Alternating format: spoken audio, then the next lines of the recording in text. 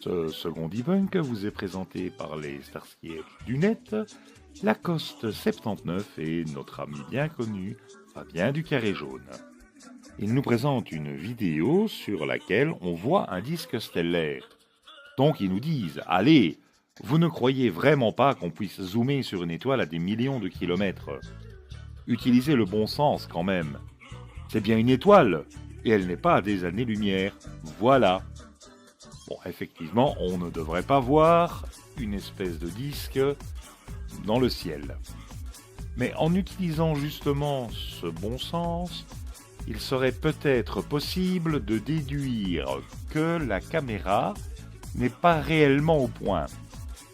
Parce que l'image présentée ressemble à ce qui est visible lorsqu'un système optique n'est pas correctement focalisé sur l'infini.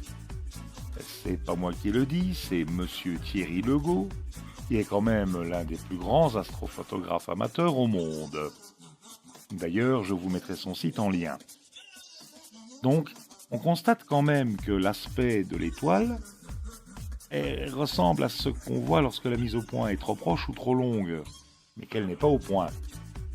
Les capteurs des appareils numériques ont tous des gros problèmes à réaliser une mise au point automatique sur une étoile, objet ponctuel et peu brillant.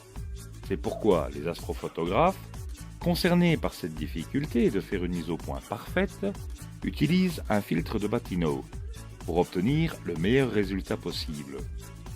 Ces filtres sont disponibles en de nombreuses tailles et pour de nombreuses applications, et vous les trouverez facilement dans n'importe quel magasin d'astronomie.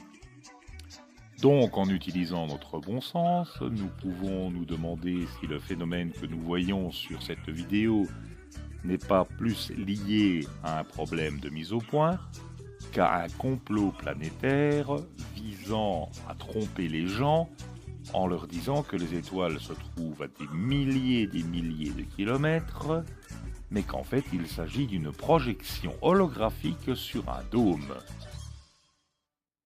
Personnellement, je pencherais pour une mise au point un petit peu perfectible et peut-être aussi conseiller à l'auteur de la vidéo de s'acheter un trépied.